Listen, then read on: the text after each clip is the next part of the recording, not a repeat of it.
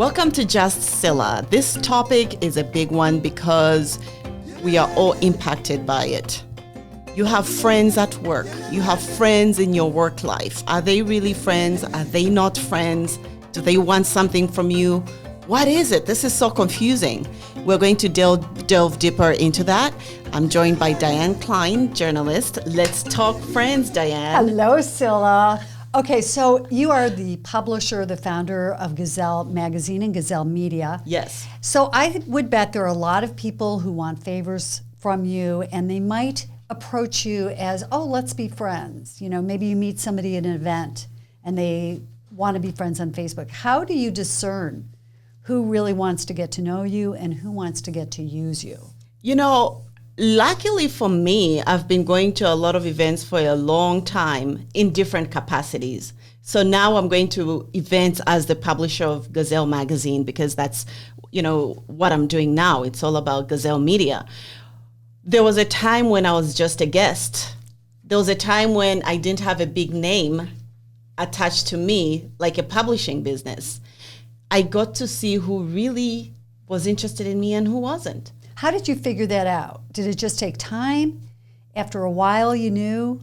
Some of these, you know, the people who I call friends, because you go through a transition. At first, you're like, you never talked to me. I saw you all the time. I was with people you knew. You just stood there. You never said anything to me. And now you want to be my friend? No. Does that feel kind of good? It's not happening. Doesn't that feel good? It feels great. Yeah. But you know what? There's something about grace that I'm learning as I'm getting older. What do you mean by that? I mean that it's okay to say, you know, I know that this is not an authentic friendship in the way that I describe friendship, but I am willing to be in a mutually beneficial friendship.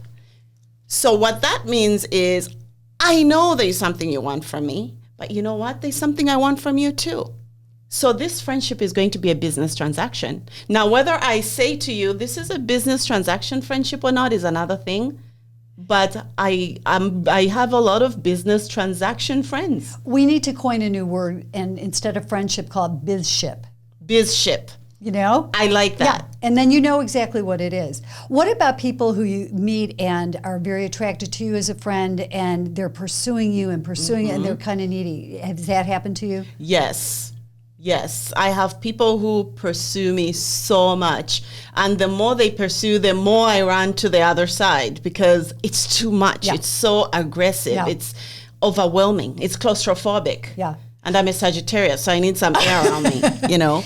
But there are also friends who I know that they're just interested in who I am as a person because there are people that I find fascinating like that. You know, a lot of my, you know, some of my Facebook friends are really cool. I'm like, she's my best friend. She doesn't even know it. Yeah. You have things in common. Your lives didn't get a chance to cross at that particular time. But we can be friends. I can be friends with those kinds of women and men sometimes. One thing I look for is how needy someone is.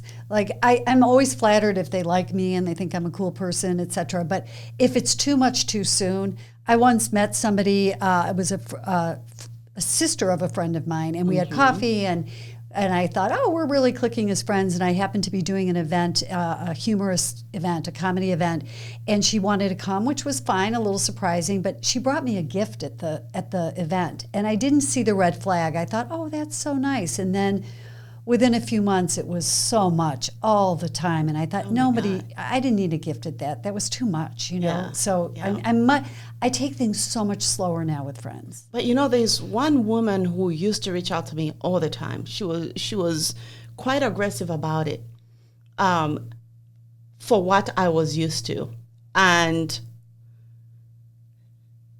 the crazy thing is, I kept putting her off. She would inbox me. I would find reasons not to interact. If she invited me somewhere, no, she committed suicide. Yeah. And she's somebody, you know, I'm not going to mention names or anything, but she was out and about on the town and she looked really happy. That still bothers me because it was about 6 months after I'd just given her the Heisman that she committed suicide. Yeah. And for me now, I look back and I feel like she was reaching out to anybody who she felt could be a lifeline. Yeah. So her desperation was not because she wanted something from me. She needed my support, my energy to help her through something. That still bothers me up to today. And because of that, I've started making time with people. So there are people who are going to be watching this and thinking, she does make time lately. It's because of that. Wow. And we'll give everybody Scylla's phone number so that you can call her. Hell no. Well, speaking of work events and things you have to do for work, I think one of the trickiest things to navigate in friendship is work friendships. Because you start working somewhere and you click with somebody and you guys go to lunch and maybe you go to drinks afterward. And before you know it, they know your real story. They know emotionally every day what's going on with your husband or your children or whatever. And there's some real traps there. Totally. I have the opposite problem in the sense that I'm a leader in my organization, but I'm surrounded by really cool women. And so over the years, I've become I became really close to some of the women on my team.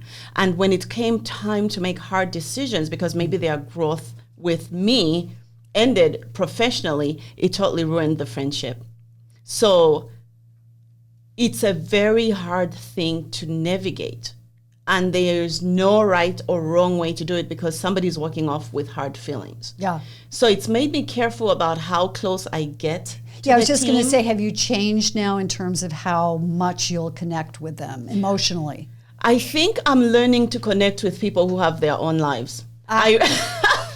I realized that I gravitate and they gravitate towards me to people who need, and now I think even in my team, the people that I connect with most don't have a need for friends. We are just friends. They have their own lives, their own relationships. I think I'm more clear about boundaries. Well, and speaking of boundaries, when you're in the office with somebody that you're a friend with, and then maybe you're both vying for the same job, or they get promoted, or you get promoted, and now you're the boss, and that person now reports to you, or vice versa. Here's the thing about work. I said this to another friend of mine who was having problems with her boss that she was very friendly with. I said, she is not your friend. Her job at your office is to keep her job. Yes. And she's always going to do what's right for her to keep her job. If that means she can help you, great. But if she can't help you, she's got to keep her job. And it's expectations. Yes, you're expecting too much from your friendships. That's exactly Which means you have to turn it inwards. Why am I expecting so much from this other person? Right. Because what should I be focusing on? So expectations are what ruin relationships, even at work. Yeah, and I think at work in particular, you have to have very realistic expectations. People are there to get a paycheck. Yes. That's their number one job, to feed their families, feed themselves, etc. So you can be friendly, but be careful about thinking it's a friendship. And you have to be okay with knowing once you leave that job, the friendship might end. So even as you're having friendships, set some emotional boundaries for yourself. Yeah. Don't go all in, feet and everything, because they're going to be so disappointed. Because especially if they are your superior and something happens and they're sitting across the table from you, you're going to be hurt. Yes. How could you sit there and watch this happen? You didn't defend me. So the boundaries are not well established, and it's your fault. I think that's absolutely true. I love how you said you're all in feet first. Even if you have really good shoes on, don't do it. Yes. No, even when you have Valentinos, no. Protect your soul a little bit by setting expectations that are realistic. Exactly. I love that. Yeah. Another thing that I want to talk about with friends is how do you know, what is your criteria for making a friend? What do you look for in a friend? How do you know this is somebody I want to pursue as a friend? The first thing for me is, how is our conversation flowing? Am I forcing myself You know, when you start hearing your keywords. Yeah. Really? That's interesting. Yeah. Like I know somebody else loves to say. Yeah, or that's lovely. Yeah, that's lovely. That's so nice. Wow. You know, when I find myself saying those things, it's just not clicking. I mean, there's no point in even going anywhere. I have to feel a connection with the women that I have in my life. Yeah. And so I want to make sure we can have fun together. It's not too serious. I can't have too many seriously friends. I just can't. That's just not my thing. Yeah. So that's a big part. Conversation, how is it flowing? Number 2, do we really have to be great friends? Why don't we just start where we are and see what happens? Yeah. For me, I want funny friends. There is nothing to me more appealing than a funny person. And I don't care what kind of humor they're in. I love that it's very funny. And the other thing is that I love talking about psychological topics. So, I do too. Yeah. So I really love friends who've had a lot of therapy or in therapy, and we can talk about we can be friends. And those I call TheraFriends. Yes. So that works. Yeah, but you don't want your friends to be fixers. So I guess in a nutshell, there's no real way to determine what a good friend or a bad friend is. You just have to decide on your own what that looks like. Yeah. You know? Absolutely. The other thing for me in a friendship is that I really want them to follow up with me when they know, for example, I'm having a medical issue. You have too many needs. I know. I do. This is really important to me. I want them to. Really? Oh yeah. Like if I'm sick or something, I want them to call or text and say, "How are you doing?" I need that follow up. Really? I do. I absolutely do. I am the total opposite. Really? Okay. When you see me go radio silent, Yeah. I'm going through some stuff. And you don't want anyone to be connected. I really don't. And it's not that we could never be good friends. It's not that I don't want them, you know, and we've kind of veered off to real friendships here, personal friendships. It's not that you don't want them there. It's that we all deal with hardships differently. For me, I internalize. I feel things really deeply and I wallow in my misery, and for the longest time, nobody knew that I was getting divorced. Wow. That's how I am. That's how private you are. And then I might be quiet, so some friends might be thinking she doesn't get in touch, all of that stuff. So you have to just know your friends. Yeah. If I need somebody who's going to make me feel like so much better, I have a friend for that. She'll cook. I can sleep on her couch. Yeah. I can just be there and she'll just be there. If I need somebody to snap me out of my misery, I have a friend for that. It's like there's an app for that. I have different kinds of friends. For you, it's not there's an app for that. There's a friend for that. There's a friend for that. I love it. There's a friend for that. And so don't go to the friend that you know is not good at being soft and making you feel warm and fuzzy looking for that. You're going to be hurt. Yeah, that's true. Yeah. That is true. Well, we've talked a little bit about the office friendships, but what about professional friendships? You may be on a board, you maybe have clients, you may just through your professional life, you might belong to an association or a committee or something. When do you meet those people and begin to take them in as friends? What are the considerations for that? For me, it depends. I have had people contact me and say, somebody that I know, who I don't know personally, but is a Facebook friend, recommended me to co-chair an event. And I've been floored, shocked. This is a big organization. And those moments let me know to loosen up a little bit. So sometimes you don't know who your friends are that are actually wanting to help you grow because they can see that you're trying to grow. And then you don't know which ones are just nosy. They just want to know what's going on in your life so they can talk about it and share it with their friends. Yes, absolutely. And sometimes it's just okay to say, you know what, we're going to be friends on social media, but I'm just not going to interact all the time. I don't know you, you don't know me, really. Let's let this hang for a while. In my profession, I've worked at a television station, as you have.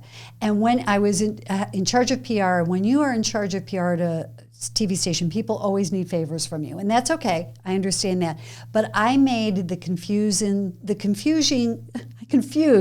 that I was friends with those people. And when I left the TV station for another job and they never wanted to have lunch with Oh me my again. gosh. I was devastated because I really thought that we had developed over 8 years that I was there real friendships. And I came to find out, nope, they just needed the TV station, and that was all there was. That happened to me. When I left my news job as a news producer to start a PR company, and I started contacting all those people that I used to have on my show for years because we were just such good friends. None of them ever became a PR client or recommended me to someone. That is also part of, over time you see that I'm a skeptic of people. That contributed to that. So I get what you're saying.